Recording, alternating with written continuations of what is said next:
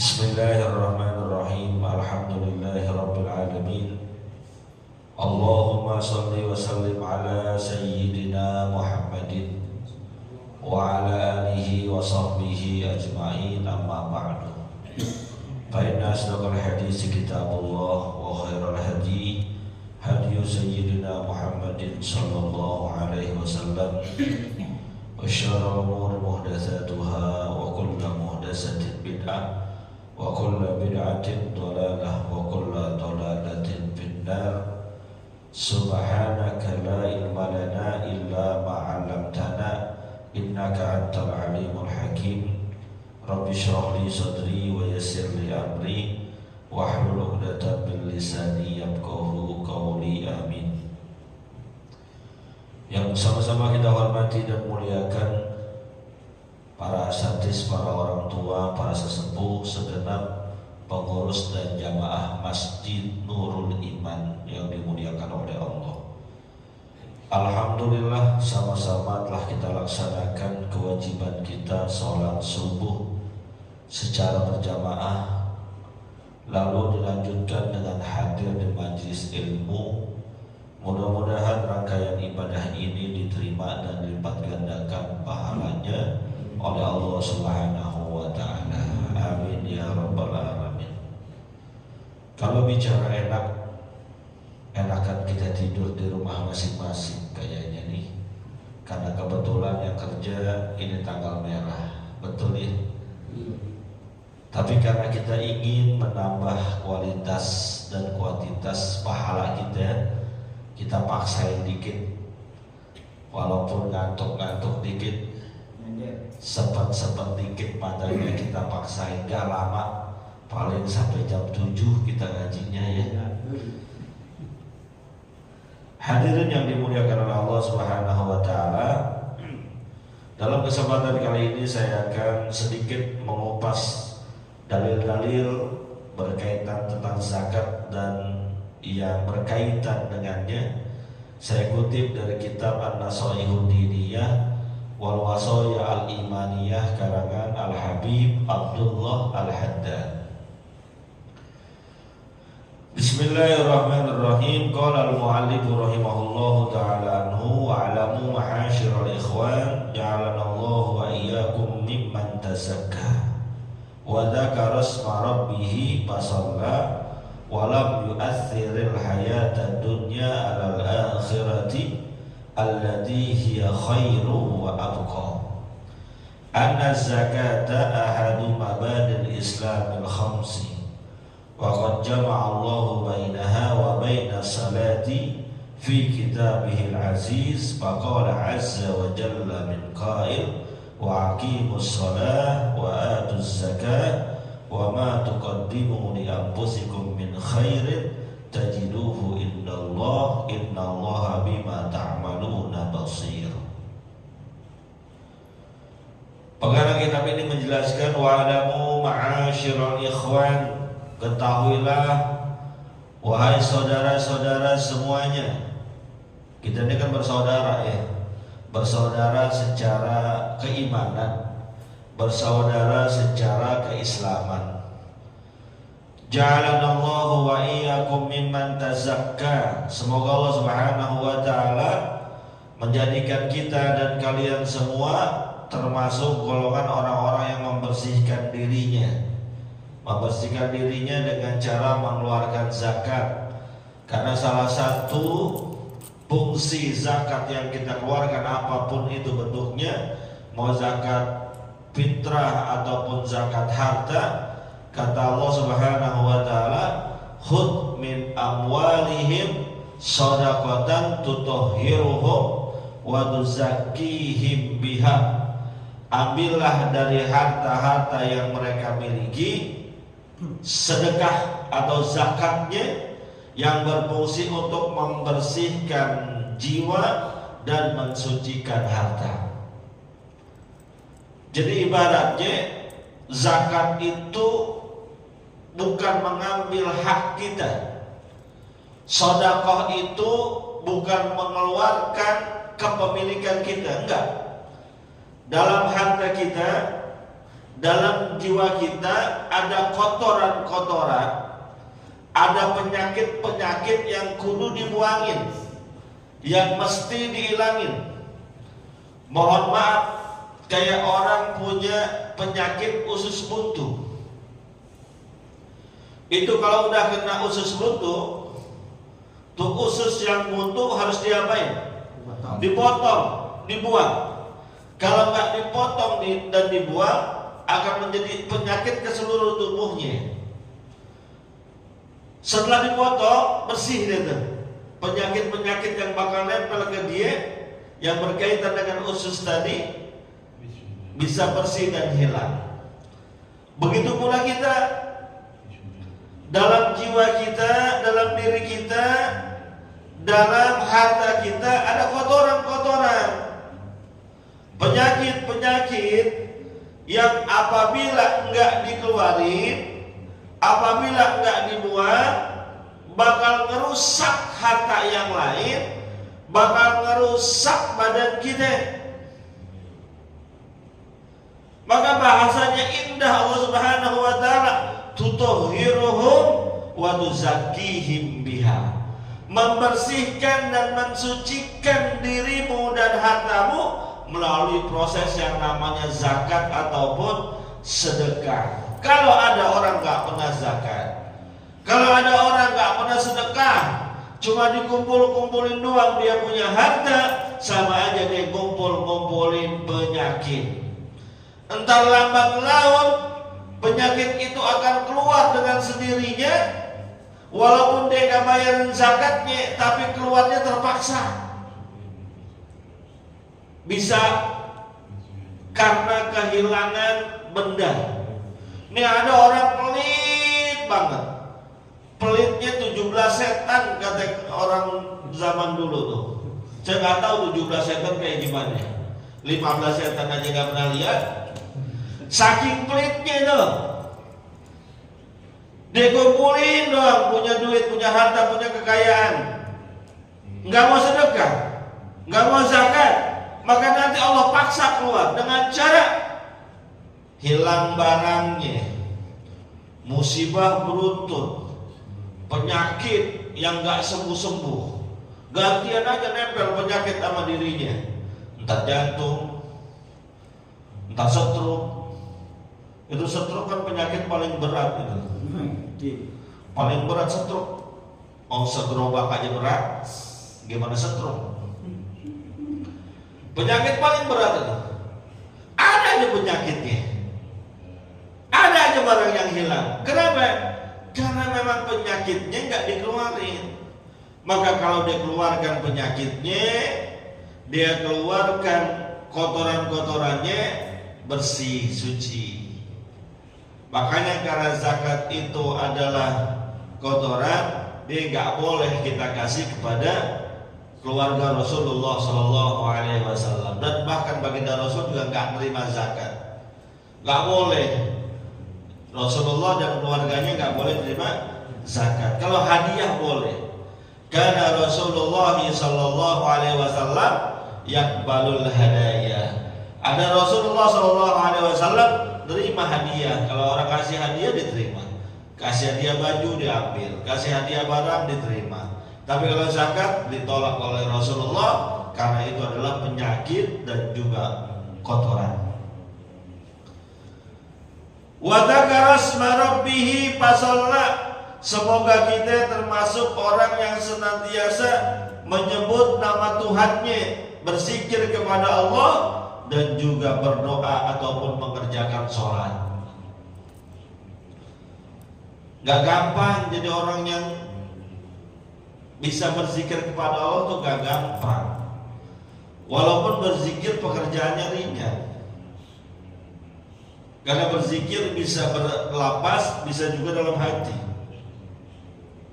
Mengucapkan subhanallah, alhamdulillah, Allahu Akbar, itu gak gampang.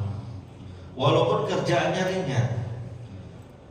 Ringan dalam artian kalau kita ngerjain nggak sampai keringetan. Beda kalau kita ngepel, nyapu, angkat bata, ngecor, itu keringetan. Tanpa zikir kan nggak keringetan. Saya jarang banget melihat orang zikir sampai keringetan karena gara-gara zikirnya. Enggak. Bisa boleh jadi dia keringetan karena ruangannya nggak ada AC-nya, ruangannya nggak ada kipas anginnya, itu keringetan. Tapi karena zikirnya dia keringetan enggak. Menandakan ini kerjaan ringan. Tapi nggak gampang orang bisa berzikir kepada Allah karena enakan ngobrol daripada zikir. Ya, Pak, enakan zikir apa enakan ngobrol? Tuh, ngaku tuh badan. Enakan zikir, enakan ngobrol, apa baca Quran? Enakan ngobrol. Ngobrol kuat kita sejam 2 jam. Zikir habis sholat baru tiba la ilaha illallah sampai doa nggak nyampe 15 menit pada kabur. Ada aja urusannya.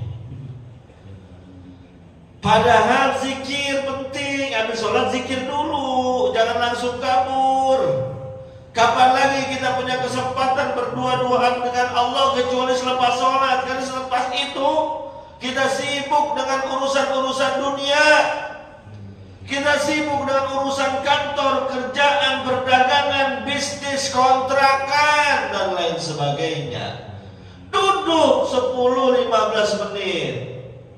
Padahal Nabi kita Muhammad SAW mengatakan, siapa orang yang selepas sholatnya dia ucapkan subhanallah 33 kali, alhamdulillah 33 kali, Allahu Akbar 33 kali, kemudian dia sempurnakan dengan kalimat la ilaha illallah wahdahu la syarikalah lahul mulku wal hamdu yuhyi wa yumiitu wa ala kulli syai'in qadir, maka kata baginda Rasul, doa dosanya akan dihapuskan oleh Allah Subhanahu wa taala sekalinya pun dosanya sebanyak buih yang ada di lautan. Gak sampai 5-10 menit dosa kita diampunin, cuman beratnya kayak apa atau Assalamualaikum ke belakang. Kalian mau zikir, ngobrol. Assalamualaikum, angkat kaki. Kalian mau zikir di belakang, nongkrong di pinggir jalan. Zikir dulu. Paksain diri kita. Pasalnya semoga kita menjadi orang-orang yang gemar mendirikan sholat. Sholat itu adalah sesuatu pembeda antara kita dengan orang kafir. Dalam riwayat hadis Nabi katakan al-ahdu ay al-farqu bainana wa bainahum as-sholat. Perbedaan antara kita dan mereka orang-orang kafir adalah mendirikan sholat. Maka kata ulama, kalau ada orang Islam nggak mendirikan sholat, khawatirnya dianggap sebagai orang kafir, minimal kafir nikmat Allah Subhanahu wa ta'ala. Dan memang sholat itu berat, wa innaha lakabiratun illa 'alal khashiin. Dan sesungguhnya yang namanya sholat itu berat banget kita ngelaksanainnya, kecuali bagi orang-orang yang khusyuk dan benar-benar takut kepada Allah. Orang ada puasa kuat dia puasa. Oh, sampai dia bilang jangan kata sebulan, 2 bulan puasa saya kuat. Puasa kuat, pol dia, sholat kagak. Bahkan sering timbul pertanyaan, Ustaz, apa hukumnya orang puasa kagak sholat? Sahkah puasanya? Sah. Puasa nggak sholat, habis sahur dia tidur, bangun mau maghrib, habis maghrib buka puasa, habis gitu dia tidur lagi. Atau enggak, dia punya aktivitas, punya kerjaan, tapi puasanya nggak diisi dengan sholat. Sah nggak puasanya? Sah. Kalau dia puasa nggak makan nggak minum, sah. Tapi ketahuilah saudaraku, dosa meninggalkan sholat bisa menghapus pahala mengerjakan puasa. Itu masalahnya. Ibarat orang pakai baju nggak pakai celana.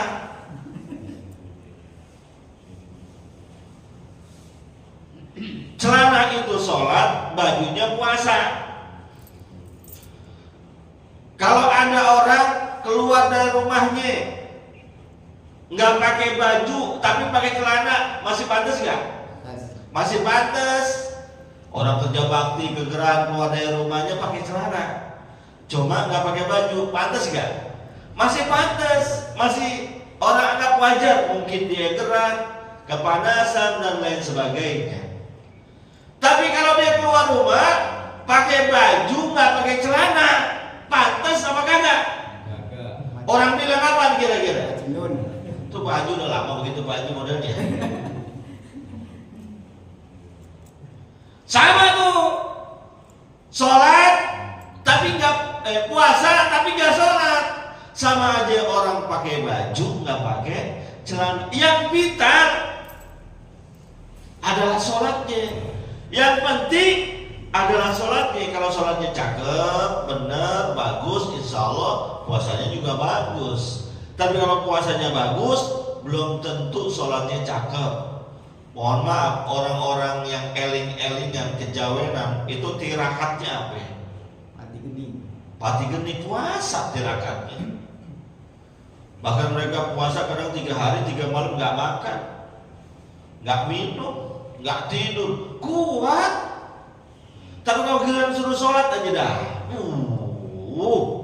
beratnya.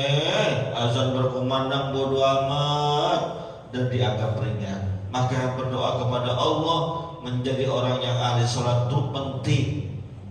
Lihat doanya Nabi terdahulu, Rabbi ja'alni muqimis shalah wa min dzurriyyati. Ya Allah, jadikanlah diriku dan juga keluargaku sebagai orang yang rajin mendirikan sholat.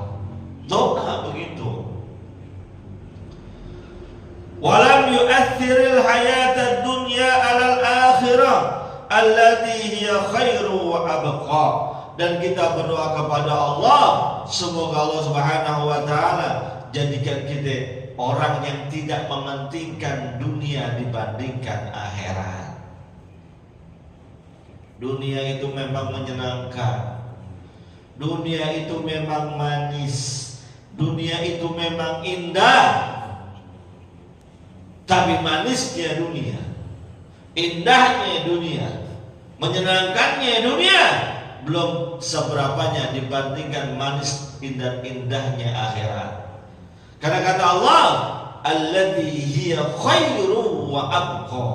Karena sesungguhnya akhirat itu lebih baik, akhirat itu lebih utama, akhirat itu lebih mulia dan dia kekal selama-lamanya. Orang senang di dunia itu nggak lama, sementara kaya di dunia nggak lama, sementara cuma seumur dia doang. Sementara nggak selama-lamanya. Nih, orang nikah enak gak? Pak, nikah enak gak? Kawin dah kawin enak gak? Oh kada kawin semangat banget. Kawin enak gak? Enak ya? Kawin lebih dari satu enak gak? Enak kawin. Siapa bilang kawin gak enak? Enak, makanya ada orang pengen nambah, pengen 1, pengen 2, pengen 3, enak. Tapi seenak-enaknya nikah, seenak-enaknya kawin di dunia, sementara seukuran umur doang, entah umur kita ataupun umur pasangan kita. Tapi nikah dan kawinnya di akhirat jauh lebih enak. Pertama, nikah di akhirat di surga nikahnya dengan bidadari. Oh, kalau kita bicara hadis tentang keutamaan bidadari, nggak ada lawannya di sini. Bini kita cakep nggak Pak Haji? Cakep menurut kita. Tapi menurut orang belum tentu. Tapi yang namanya bidadari surga cakep semua. Jangankan parasnya, jangankan wajahnya, air liurnya nih, ludah, iler. Kata riwayat dikatakan, seandainya bidadari meludah ke lautan yang ada di muka bumi, maka niscaya air laut jadi tawar semua gara-gara manisnya, jernihnya, liurnya bidadari. Coba ilang istri kita, apalagi kalau baru bangun tidur. Itu khairun wa abqa, lebih baik akhirat dan lebih kekal selama-lamanya, abadan abada. Anna zakata, kata pengarang kitab ini, bahwasanya mengeluarkan zakat itu ahadu mabadil islamil khamsi, merupakan salah satu dari fondasi Islam yang 5. Dalam riwayat hadis kita temukan sabda baginda Rasul, buniyal islamu ala khamsin. Agama Islam ini dibangun, dibina berdasarkan 5 hal. Syahadatu an la ilaha illallah, pertama syahadat. Wa iqamus shalah, mendirikan salat. Wa ita'uz zakat, mengeluarkan wa shaum ramadan, puasa ramadan. Wa ita'uz zakat, mengeluarkan zakat. Wa hajjul bait, pergi haji. Ini yang kita sebut dengan rukun Islam. Maka zakat ini adalah salah satu di antara yang 5 itu. Dan ini saling berkaitan, juga menguatkan. Maka kalau dia orang Islam yang benar, 5-5-nya ini kudu dikerjain, nggak boleh pilih-pilih. Oh, saya kuatnya cuma sholat doang, udah sholat aja dah, puasa enggak, zakat enggak bisa. Saya kuatnya puasa doang, sholat kagak, zakat kagak, nggak bisa. Saya orang kaya, kuatnya zakat doang, ogah puasa, ogah juga sholat, nggak bisa. Harus 5-5-nya dikerjain, syahadat terutama. Wa qad jama'a Allahu bainaha wa bainas shalah fi kitabihil aziz. Dan kita temukan dalam Al-Quran, Allah gandengkan perintah mengerjakan sholat dan perintah menunaikan zakat, satu gandengan, satu ayat. Dalam Quran kita temukan ada 3 perintah Allah yang selalu beriringan, menandakan bahwa dua-duanya penting, dua-duanya berkaitan, nggak boleh salah satu keduanya. Apa yang pertama? Ati Allah wa ati Rasul. Taatlah kepada Allah, taat juga kepada Rasulullah. Saling menguatkan, saling berkaitan. Ngaku taat banget kepada Allah, tapi nggak taat sama Rasulullah. Rasulullah ajarkan sholat, dia nggak kerjain. Rasulullah ajarkan puasa, dia nggak kerjain. Yang penting saya ingat sama Allah, eling-eling kaula Gusti, cuma ingat doang kepada Allah. Nggak bisa satu paket. Kalau taat Allah harus taat Rasulullah, atau cuma taat Rasulullah, taat Allah nggak bisa. Yang kedua, bersyukur kepada Allah, bersyukur juga kepada orang tua. Anishkurli wali walidayya. Kepada Allah kita wajib bersyukur, kepada orang tua kita juga harus berterima kasih. Harus jadi anak yang taat, baik orang tua masih ada maupun orang tua sudah meninggal dunia. Taat, terima kasih. Kita bisa gede kayak gini gara-gara orang tua. Melalui perantara mereka lah kita bisa dilahirkan dan bisa menikmati hidup. Anishkurli wali walidayya, kata Allah. Yang ketiga, wa aqimus shalah wa atuz zakat. Dirikan sholat, tunaikan zakat, berkaitan. Sholat merupakan refleksi dari hubungan kita kepada Allah, hubungan vertikal, hubungannya ke atas. Sementara zakat adalah merupakan perwujudan hubungan kita antar sesama manusia, horizontal, sifatnya sosial. Maka melalui ibadah zakat diajarkan kita sebagai makhluk manusia jangan cuma punya hubungan baik kepada Allah doang, tapi hubungan kepada manusia, hubungan sosialnya jelek, nggak boleh. Atau sebaliknya, baik hubungan kepada manusia, sosialnya cakep, tapi sama Allahnya nggak bagus. Berbagi sering, ngasih orang sering, nggak boleh punya makanan dikit kasih orang, tapi sama Allah jelek banget, sholat kagak, subuh kesiangan dan lain sebagainya, nggak boleh. Maka orang Islam yang baik adalah yang cakep hubungan vertikalnya kepada Allah, cakep juga hubungan horizontalnya antar sesama manusia.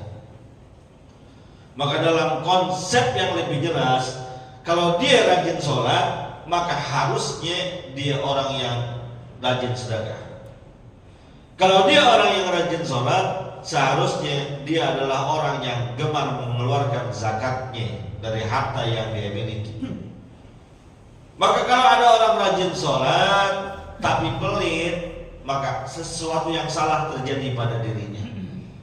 Rajin sholat kikir, ada yang gak beres dalam dirinya. Rajin sholat bakhil, berarti ada yang gak sempurna dalam pelaksanaan sholatnya. Seharusnya orang yang rajin sholat, dia adalah orang yang dermawan. Karena konsepnya keterkaitan aqimus shalah wa atuz zakah. Wa ma tuqaddimu li anfusikum min khairin tajiduhu indallah, innallaha bima ta'maluna basir. Dan adapun apa yang kau persiapkan untuk dirimu nanti di akhirat, apa yang kamu kerjakan untuk dirimu di akhirat, tajiduhu indallah, pasti kalian akan dapatkan ganjaran pahalanya di sisi Allah. Pahala gak kelihatan di dunia, dosa juga gak kelihatan di dunia. Orang ngerjain sholat, capek taraweh, isya, qiyamul lail, duha, tahajud, qobliyah, ba'diyah, capek memang, tapi ada hadiahnya pahala, dan pahala itu tajiduhu indallah, kalian akan dapati di sisi Allah. Di dunia nggak kelihatan. Ya kali gitu, kalau pahala kayak kita nenteng berkat, berebut orang sholat, rapi sholat, kita pada nenteng gitu. Jangankan pahala, sembako aja misalnya nih, Ustaz Hasan bikin kebijakan, siapa orang yang sholat berjamaah di Masjid Nurul Iman, saya kasih tentengan sembako, beras 5 kilo, minyak 2 liter, gula, teh. Kira-kira rame apa sepi di masjid? Sampai apotek juga kan. Masjidnya nggak muat. Untuk jalan Cikajang. Cakep sih, tapi pengurusnya bangkrut. Kemarin saya lihat di TikTok tuh ada yang pengurus musola daerah mana gitu ya, di Jawa atau di sini saya nggak tahu juga, nggak begitu perhatiin. Jadi yang sholat subuh dapat 50.000, yang sholat zuhur asar, pokoknya ada yang 20, ada yang 30. Mau sholat tarawehnya itu apa keluar-luar, kalau dibagiin dulu langsung gitu. Cakep juga situ ya kerjaan. Bagaimana kalau masih diadain kayak gitu? Mantap ya, ente mantap, kata Pak Haji Hasan Boga. Jual mobil ada. Itu baru nikmat dunia. Kalau seandainya pahala Allah wujudkan seperti itu, niscaya kita berbondong-bondong. Atau sebaliknya, dosa Allah tampakin. Setiap yang kagak sholat benjol, yang kagak puasa bisulan, yang berbuat kejahatan korengan. Nggak ada orang yang jadi ahli maksiat, nggak ada. Berapa benjol yang ada pada diri kita urusannya, berapa koreng yang nempel pada diri kita urusannya, karena kita memang ahli maksiat semuanya. Maka kata Allah, tajiduhu indallah, kalian akan dapati itu semua di sisi Allah. Ini gak ada jam, ini saya ngeliatnya kemana? Jam 5.41 ini. Sampai jam berapa? Haji? Jam 8? Benar deh? Ustaz tolong tutup kunci. Ini juga deh, biar jangan keluar. Sampai jam berapa? Jam 6 kurang ya. Ini udah jam 6 kurang sekarang ya. Lanjutannya. Wa qala ta'ala bi wasfi ibadihil mu'minin, dan firman Allah Subhanahu wa taala ketika mensifatkan orang-orang yang beriman itu alladzina yuqimunas salata wa mimma razaqnahum yunfiqun. Dalam surat Al-Baqarah kan ada tuh ya. Alif lam mim dzalikal kitabu la raiba fihi hudal lil muttaqin alladzina yu'minuna bil ghaibi wa yuqimunas salata wa mimma razaqnahum yunfiqun. Adalah mereka orang-orang yang percaya kepada yang gaib dan mendirikan salat juga menunaikan zakat. Artinya kalau dia imannya benar, takwanya benar, pasti diriin salat. Kalau imannya benar, Islamnya benar, takwanya benar, pasti dia keluarin zakat.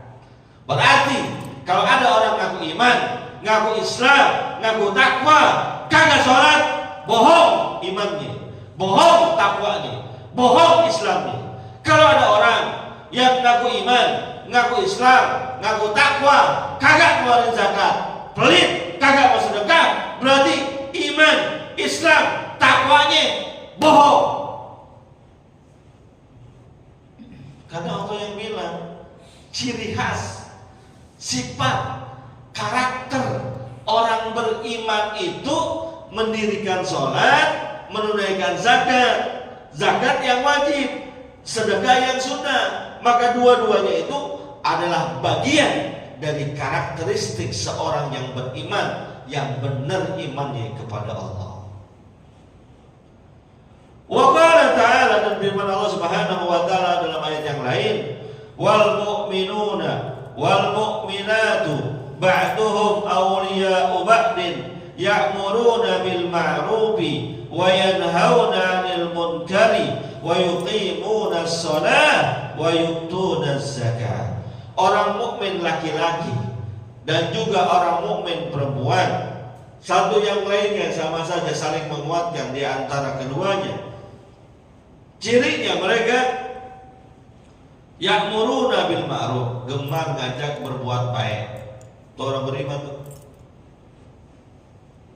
Besok subuh ngaji yuk. Di masjid kita setiap Jumat Ramadan ada pengajian subuh, hadir yuk. Ya'muruna bil ma'ruf, ngajak kepada kebaikan. Udah dengar azan tuh, salatnya ya'muruna bil ma'ruf, mengajak kepada, memerintahkan kepada kebaikan. Wa yanhauna 'anil munkar, mencegah kemunkaran. Nah, jangan main judi. Mau judi langsung ataupun online, rugi lu. Menang belum tentu, azab Tuhan pasti. Mau ngapain main judi? Tuh, mencegah kemunkaran. Udah berhenti dah, jangan pinjem-pinjol. Udah bunganya gede, jatuhnya riba. Daripada pinjem sama pinjol, mendingan pinjem sama jasa. Ini mohon maaf nih, pinjol nih kudu diingetin saudara-saudara kita, apalagi mau lebaran. Gaya hidup hedonis, pengennya senang, kerja kagak, sekalinya kerja gajian dikit, kebutuhan lebaran meningkat, gengsi pulang kampung harus dipertahankan. Mohon maaf, gajinya pas-pasan, dia mau pulang kampung juga. Masa iya gua nggak bawa motor, masa iya nggak megang duit. Akhirnya buka aplikasi HP, klik Easy Cash. Easy Cash nggak cukup, buka lagi Kredipo. Krediponya masih kurang, buka lagi Aku Laku. belum cukup dana tunai, belum cukup tunai cash, masih kurang ada dana, masih belum cukup juga danaku dibuka. Ustadz apal, gua udah survei soalnya, bukan terjerat pinjol, bukan. Ini kan brengsek banget nih Muhammad, brengsek banget nih, ya. Tuh pinjol tuh brengsek banget. Kenapa? Minjemnya gampang banget prosesnya. Cuma ngisi data, upload KTP, upload foto sampai pegang KTP begini. Bener gak? Bener gak? Nah berarti yang ngomong bener udah pernah tuh. Emang begitu. Habis gitu gak lama 5 menit dana cair. Minjem 10 juta, keluarnya juga 8.900.000, yang 1.100.000 buat administrasi. Kan brengsek banget, minjem 10 juta, dapatnya cuma 8.900.000, gantinya 15 juta, 2 kali lipat. Minjem 5 juta, keluarnya juga cuma 4.300.000. Dapatnya 4.300.000, gantinya sampai 8 juta. Bilangin teman kita, bilangin saudara kita, bilangin keluarga kita, jangan sampai terlibat ini. Udah berapa banyak orang yang terlibat-libat, nggak bayar, dikejar-kejar sama debt collector, akhirnya HP-nya dimatiin nomornya, dikejar-kejar kolektor. Awas, hati-hati. Ini merusak. Maka kita orang beriman yanhauna 'anil munkar, cegah daripada kemunkaran, karena ini jahat. Bukan hanya jahat, mendatangkan dosa. Wa yuqimuna shalah, orang-orang beriman senantiasa mendirikan sholat. Wa yutuna zakat, mengeluarkan zakat. Wa yuti'una Allah wa rasulah, dan mereka senantiasa taat kepada Allah, taat juga kepada Rasulullah sallallahu alaihi wasallam. Ulaika, yang kayak gitu tuh, kata Allah Subhanahu wa taala, orang yang amar ma'ruf nahi munkar, ngerjain sholat, bayar zakat, dan juga taat kepada Allah dan Rasulnya, sayarhamuhumullah, pasti mereka akan mendapatkan kasih sayang Allah, pasti mereka akan mendapatkan rahmat Allah. Dan orang yang bisa mendapat rahmat Allah, yang mendapatkan kasih sayang Allah, wajabat lahul jannah, wajib masuk surga. Kuncinya itu tadi. Wa qala Rasulullah sallallahu alaihi wasallam, sabda Nabi kita Muhammad sallallahu alaihi wasallam, man kana yu'minu billahi wal yaumil akhir falyu'addi zakata malihi. Siapa orang yang beriman kepada Allah, beriman kepada hari kiamat, hendaklah dia bayar zakat hartanya. Zakat harta kita ada banyak, keluarin zakatnya. Terutama besok nih, Idul Fitri, akhir Ramadan, ada kewajiban zakat buat kita, yaitu zakat fitrah. Kecil zakat fitrah mah, cuman satu sok itu kalau menurut mazhab Syafi'i 2,5 kilo dari makanan pokok. Tapi menurut Imam Abu Hanifah 5 kilo dari makanan pokok. Kalau diliterin 3,1 atau 2 liter. Kadang-kadang kita lebihin 3,5 liter. Yang bagus banyakin 10 liter kayak satu orang setahun sekali. Harga beras berapa sekarang? 15 liter. Kalau kita bayar 10 liter 150.000. Dikit apa banyak? Dikit apa banyak? Benar. Saya tanya, dikit apa banyak 150.000? Dikit. Besok bikin pengumuman zakat fitrah 150.000. Ada nggak yang bayar kira-kira? Bapak belum.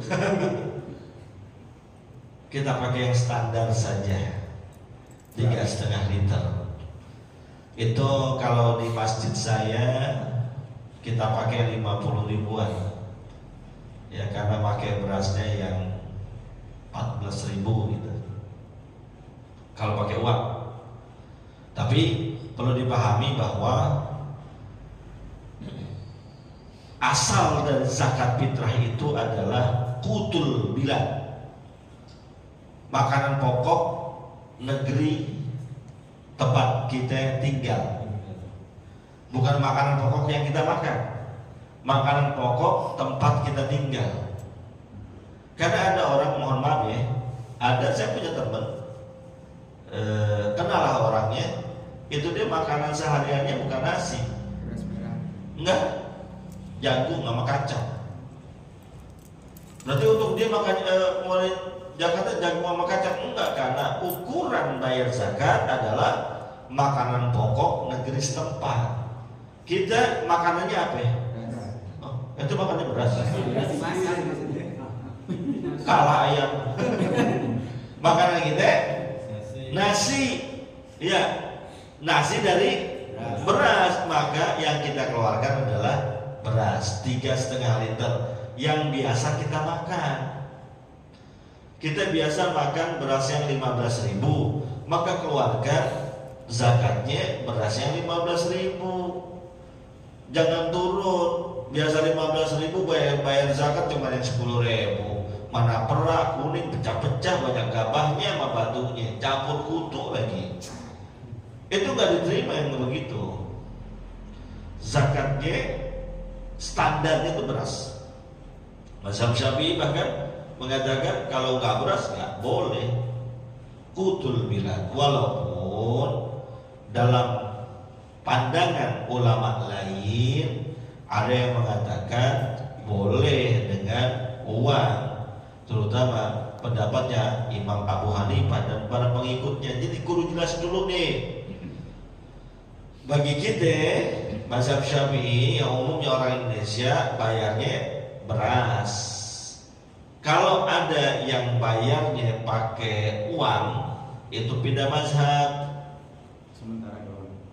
Iya, mazhabnya Imam Abu Hanifah. Tapi kata ulama, ini kata sebagian ulama nih, ya, kalau seandainya dia mau bayarnya pakai uang, pindah mazhab Imam Abu Hanifah harus satu paket. Satu paketnya gimana? Ukuran mengeluarkan zakatnya pakai ukuran Imam Abu Hanifah. Berapa? Zakat standarnya kata Nabi so'an min tamrin. Nabi mengatakan begitu. Satu satu gantang daripada kurma, makanan pokok.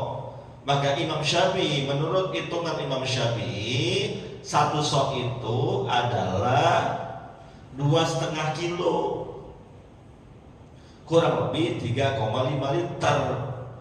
Tapi kalau kita mau pakainya Imam Abu Hanifah, satu soknya 5 kilo. Berarti kalau di Brasil sekitar 6 ataupun 7 liter. Kalau diuangin kalinya segitu, 7 kali 15.000, 105.000. Ini sebagian ulama berpendapat kayak gitu. Dan gak apa-apa kita keluarin lebihan dikit supaya bersih dan gak salah kita. Kalau mau lebih bagus lagi, beras juga, uang juga, itu lebih cakep. Karena Nabi mengatakan agnuhum minad-dulabi hadzal yauma, puaskan mereka daripada meminta-minta, orang-orang miskin daripada mereka minta-minta, cukupkanlah kebutuhan mereka pada hari raya ini supaya nggak minta-minta. Kalau korma kita kasih ke orang Arab makan korma doang cukup, karena memang korma adalah makanan pokok. Makanya dalam kisah bagaimana Nabi sahur itu ada mengatakan cuma dengan 7 butir kurma dan air putih. Benar, karena mereka perutnya terbiasa untuk itu. Cukup 7 korma sama air putih. Kita makan lontong 3, nah, makan nasi belum makan. Nah tuh ngaku ya. Kalau kita pakai mazhab Imam Syafi'i yang harga yang Pak Ustadz bilang 14.000 mau diuangkan 50.000 nggak apa-apa ya? Kenapa? Kalau kita pakai mazhab Imam Syafi'i yang tadi Pak Ustadz bilang yang harga 14.000 atau yang di masjidnya pakai pakai uang 50.000 boleh? Iya. Nggak ikutin Imam Abu Hanifah. Iya. Nah, makanya saya bilang tadi ada sebagian ulama mengatakan kalau mau pakai uang ikutnya Imam Abu Hanifah full. Tapi kata ulama yang lain enggak harus begitu. Boleh dengan ukuran Imam Syafi'i.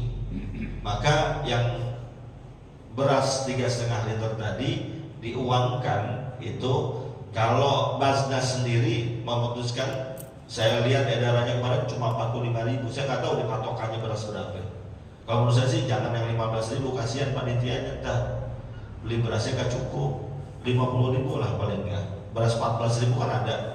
14.000 kali 3 42.000. Iya, 42.000 14.000 setengahnya 7.000, 49.000. Ya udah, bayar zakat 49.000. Bingung nyari recehannya ente. Nyari seribuan. Genap aja 50.000. Enggak apa-apa gitu. Karena di Basda sendiri keputusannya itu 45.000 cuma. Menurut saya itu kurang gitu. 50.000 lah paling enggak masjid-masjid. Minimal. Pak Ustadz, saya orang kaya, boleh nggak zakat fitrahnya 1 kintal? Boleh. 1 ton. Kalau ada yang bayar zakat 1 ton, bawain saya. Terima zakat fitrah 1 ton, boleh. Nggak apa-apa. Saya punya jamaah di salah satu masjid saya, sana di Bangka, bukan masjid saya persis, ada sebelah sana. Itu dia kalau zakat fitrah keluarganya 1 ton. Boleh. Makin banyak makin bagus. Kalau kurang nggak boleh, lebih nggak apa-apa. Itulah panitia zakat itu juga harus teliti ketika menerima zakat. Di sini zakat banyakkan pakai uang apa pakai beras? Uang ya. Kalau ada yang pakai beras, teliti dulu berasnya. Ini ketika dibawain, kok berasnya jelek banget, tanya, ente emang berasnya kayak gini? Iya Pak Ustadz, saya biasa makan kayak gini. Ya udah, kalau kayak gitu nggak apa-apa, terima. Jangan jelek banget berasnya, mana kutuan gitu. Emang saya biasa makan beras raskin Pak Ustadz. Ya kalau memang biasanya itu nggak apa-apa, jangan dinaikin levelnya. Kalau memang dia biasanya makan berasnya kayak gitu. Tapi kalau yang makannya biasa yang bagus-bagus, terus bayar zakatnya beras jelek, nggak boleh. Harus zakat sesuai dengan apa yang kita makan. Itu zakat fitrah. Yang wajib bayar zakat fitrah itu adalah orang yang ngerasain bulan Ramadan, ngerasain malam takbiran. Wajib tuh. Ada orang lahir habis maghrib malam takbiran, nggak usah bayar zakat, nggak apa-apa. Dilahirkannya malam takbiran, nggak usah bayar zakat. Kenapa? Karena dia nggak ngerasain Ramadan. Ada orang meninggal sebelum takbiran, nggak usah dibayar zakatnya, nggak apa-apa, karena dia nggak ngerasain malam takbiran. Udah kandungan bayar Pak Ustadz, minta lagi apa? Karena ada orang dan sekarang udah mulai bayar zakatnya. Ya, ini saya bayar zakat fitrah dah ke masjid 50.000. Meninggal, keluarganya tahu, udah bayar ya. Pak Ustadz, kemarin kan bapak saya udah bayar zakat ya. Iya kan sekarang meninggal. Kan dia nggak wajib Pak Ustadz. Terus balikin Pak Ustadz 50.000. Ya jangan. Perhitungan banget. Anggap aja infak sedekah buat orang tua kita. Gitu ya. Cukup? Ada yang mau bertanya? Silakan. Nggak ada? Cukup ya? Mudah-mudahan ada manfaatnya. Al-Fatihah.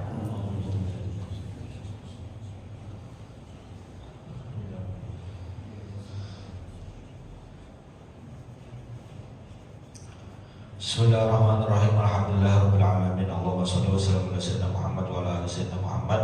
Allahumma ighfir lana wa liwalidina warhamna warhamhum kama rabbawna shighara.